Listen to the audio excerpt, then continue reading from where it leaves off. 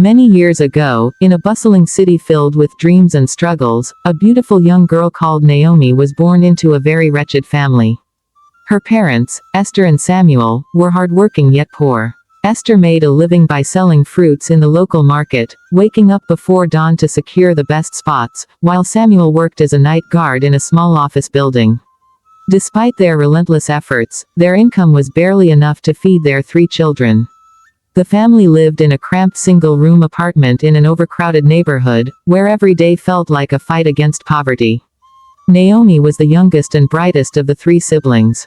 Esther and Samuel placed all their hopes on her, believing she could break the cycle of hardship that had defined their lives.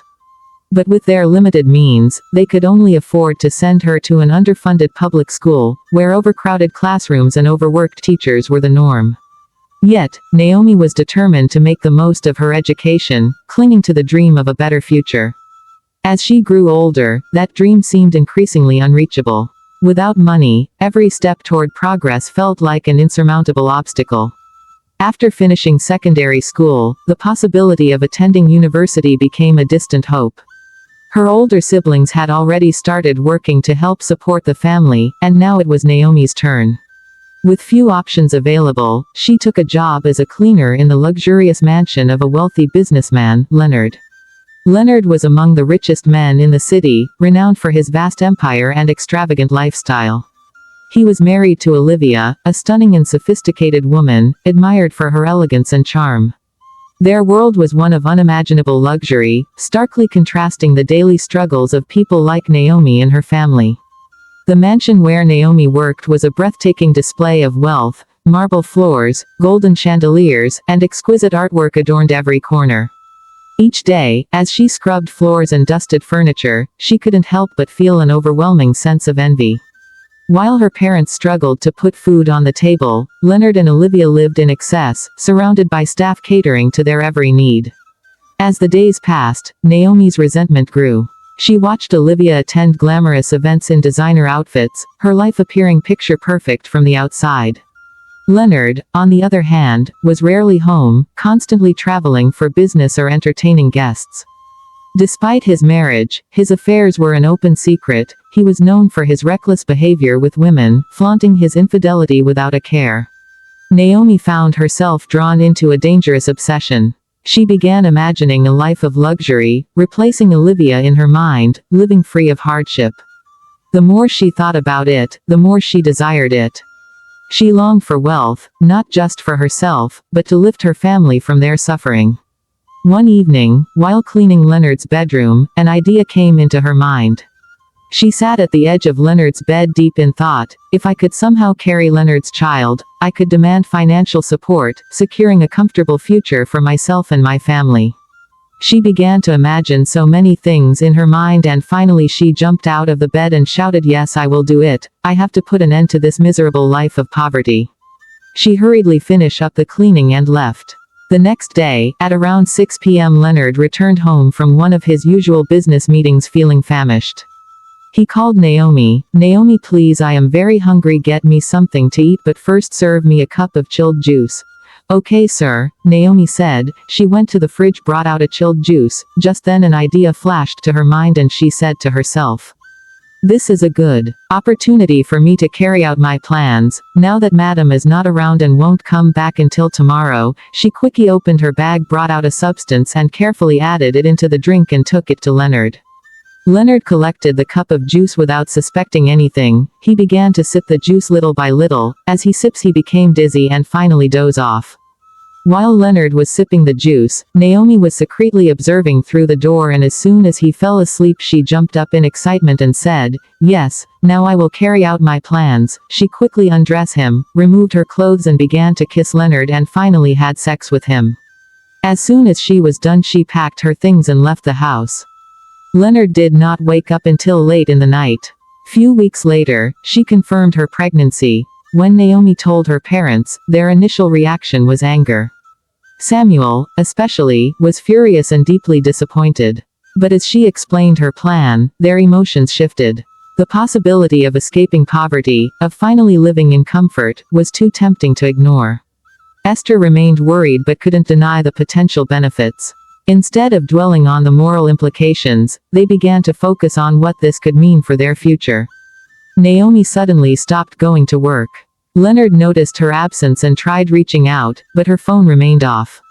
He was concerned but ultimately moved on, hiring another cleaner to take her place. As time passed, she faded from his memory, while he continued with his business and personal affairs. However, his marriage with Olivia was deteriorating.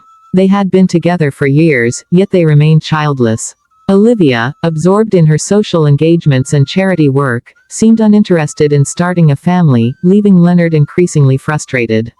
Several months later, Naomi gave birth to twin boys. As she held them in her arms, a triumphant smile spread across her face. Yes, she thought, I've succeeded. These children would bear Leonard's name, and one day, they would inherit his wealth. One afternoon, Leonard was resting in his luxurious home when the doorbell rang. He opened the door to find an unfamiliar woman standing before him. She introduced herself as Esther, Naomi's mother.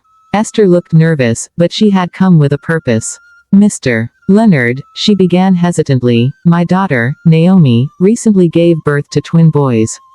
They are your children. Leonard stared at her, then burst into laughter. Excuse me. What are you saying, madam? Your daughter must be a magician, then, because I never even slept with her. How can I be responsible for children I never fathered? Are you sure you're at the right house? His voice was laced with disbelief and irritation.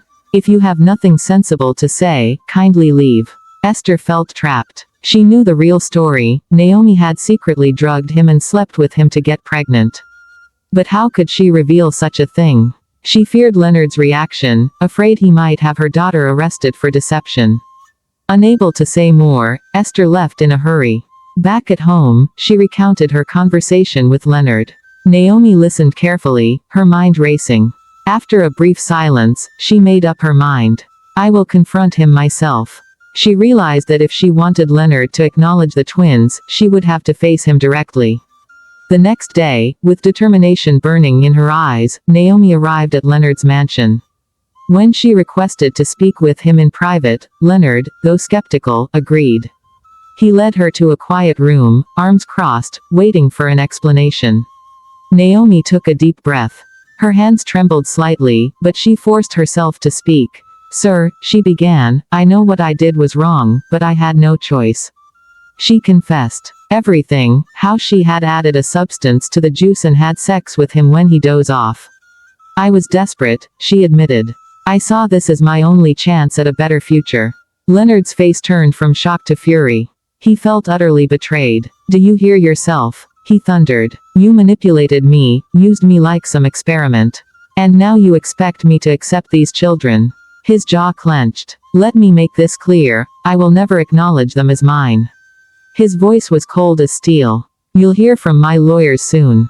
Naomi felt her heart sink, but she refused to give up. Days later, Leonard's wife, Olivia, returned from one of her frequent business trips. The moment she stepped into their home, she sensed something was wrong. Leonard was distant, distracted. Then, whispers started reaching her ears, rumors that her husband had fathered twins with their former housemaid, Naomi. The news struck Olivia like a lightning bolt. Leonard. Impossible. Her heart pounded as she confronted him that evening. Is it true? She demanded, her voice shaking with fury. Did you get Naomi pregnant? Leonard hesitated, then sighed. She tricked me, he finally admitted, explaining the disturbing way Naomi had conceived. Olivia was livid. You mean to tell me you were careless enough to let this happen? Her anger burned hotter. You may not have planned this, but those children exist now, and people will talk. Determined to put an end to the matter, Olivia decided to face Naomi herself. She got her address from the security guard and drove to the modest apartment where Naomi lived. The moment Naomi opened the door, Olivia stormed inside. I know what you did, Olivia said, her voice icy. You thought you could trap my husband and ruin my family. Naomi squared her shoulders. I only want him to take responsibility for his children. I'm not trying to take him away from you. Olivia scoffed. Listen carefully, Leonard will never be yours, and those children will never be part of our family. Stay away, or you'll regret it. With those parting words, she left, leaving Naomi shaken but still resolute. As Olivia returned home, her emotions still raw, Leonard watched her closely. "Where have you been?" he asked suspiciously. She hesitated before admitting, "I went to see Naomi." Leonard's expression darkened. "Why would you do that?" His voice rose in anger. "This entire mess is because of you," Olivia shot back. "If you had been more careful, none of this would have happened." Leonard's eyes narrowed. "Oh, so now it's my fault. Maybe if you weren't always so distant, I wouldn't have sought comfort elsewhere." The room fell into tense silence. Olivia's heart pounded. The war had only just begun. If you enjoy this story, hit the like button, share your view on the comments section, share the video to your loved ones, and do not forget to let us know where you are watching from. Once again, thank you for watching. Bye.